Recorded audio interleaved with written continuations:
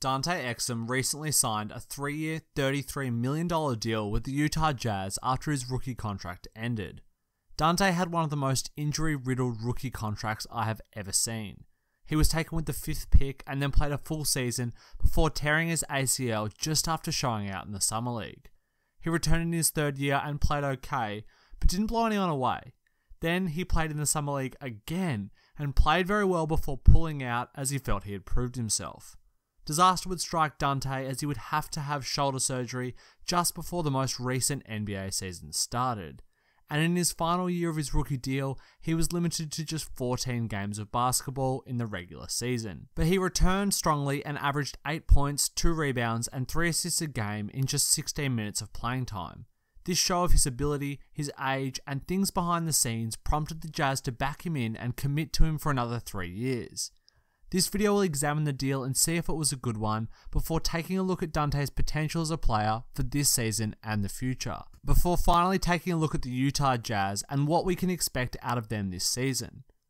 The first thing to remember when looking at Dante's deal is that the salary cap has increased dramatically over the last 4 or so years. The $11 million he could potentially make is the equivalent of making $7 million in 2015. The other big thing is that only $9.1 million of each year is guaranteed, with there being $500,000 in likely bonuses and a further $1 million in unlikely bonuses. Unlikely bonuses don't count against the cap for trade and signing purposes, and therefore the deal is even better for the Jazz when it comes to managing the flexibility of their team.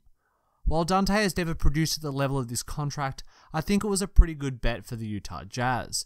They were over the salary cap for this upcoming season when they signed Derek Favors to his 2-year deal and wouldn't have been able to add any more talent if they let Exum walk. And then the cap hit gets smaller and smaller with each year, and in the offseason of 2020, the Jazz will have almost $50 million in salary cap if the cap hits the projected mark of $110 million.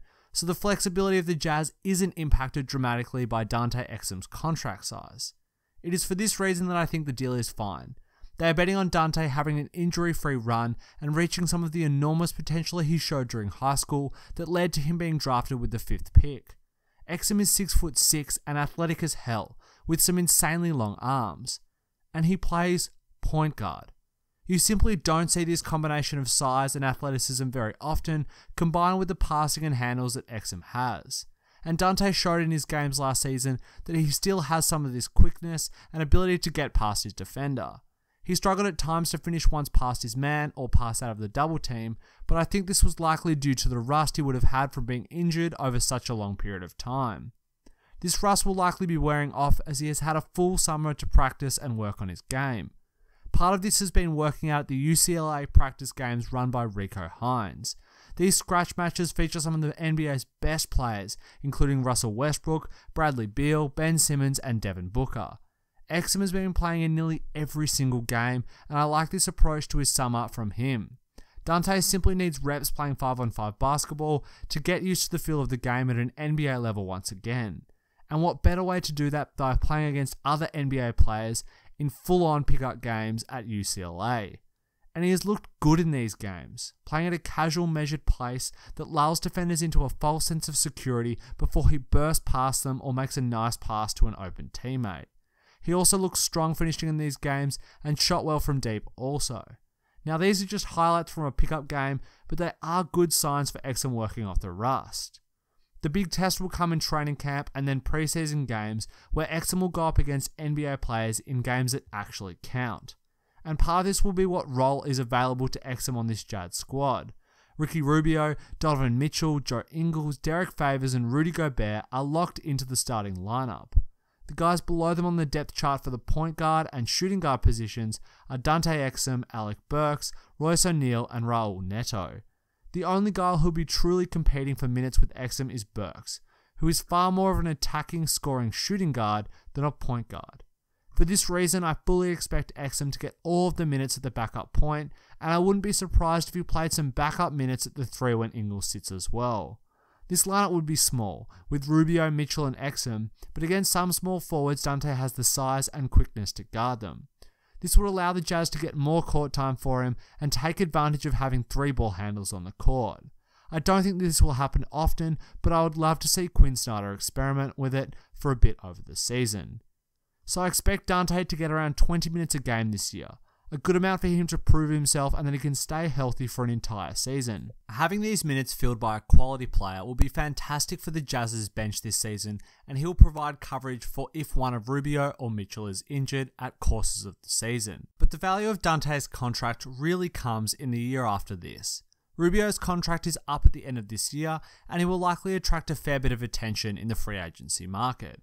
The Jazz won't necessarily match the size of the offer, and as an unrestricted free agent, Rubio will have the ability to leave if he wants to. Having Exum on a cheap contract for the 2 years after that means that the Jazz will have a point guard regardless of whether or not they sign Rubio or another guard.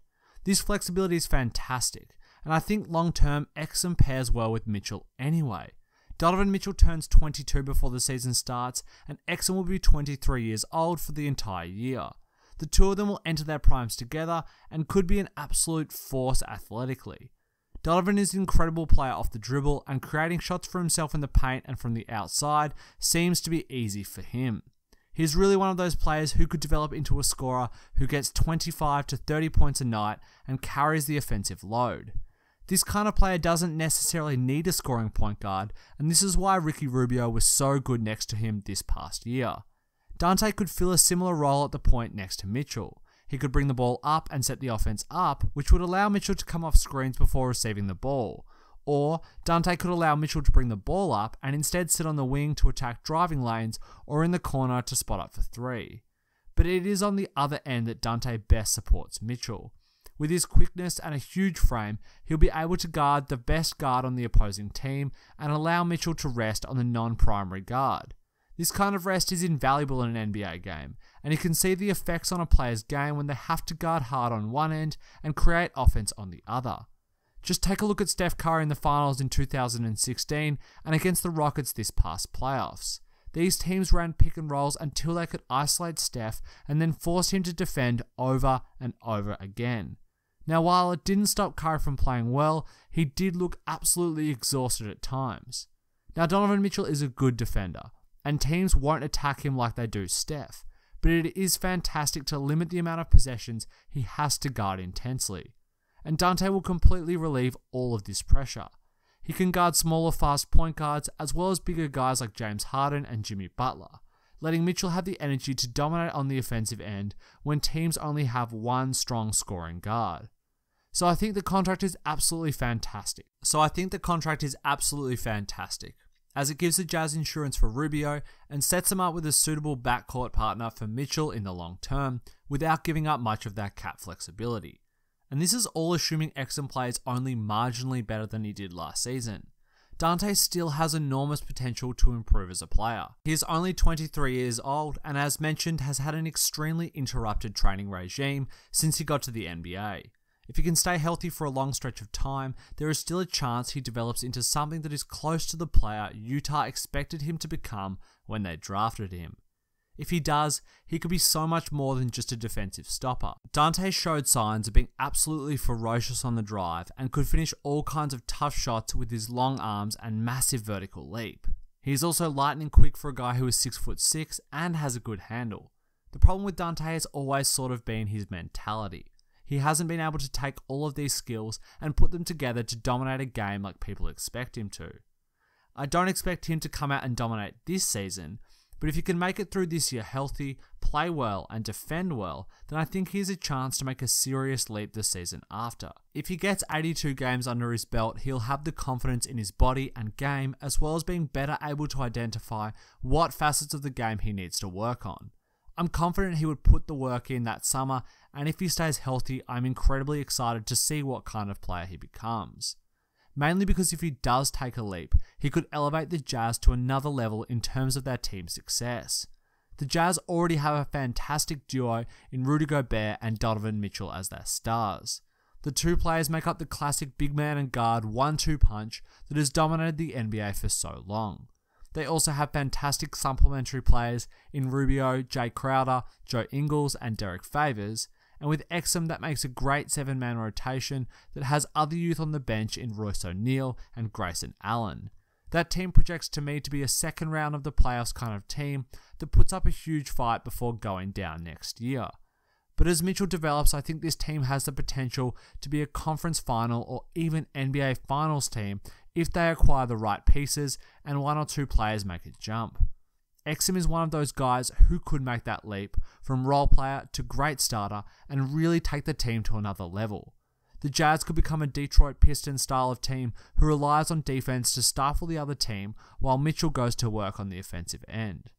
And Rudy Gobert is at the absolute core of this. He's one of the best defensive players in the entire league and roams the paint like almost no other big man. This is fantastic for making up for defensive mistakes on the perimeter, but to establish an all-time great defense, you need absolute hounds defending on the perimeter. Guys who have length, athleticism, and defensive timing backed with effort. Joe Ingles is a great positional defender who uses an extraordinary amount of effort to contain his man at all times. And as mentioned, Mitchell is a good defender as well. So if Exum can make the leap offensively to gain starters minutes, then his fantastic defense will complete this defensive machine.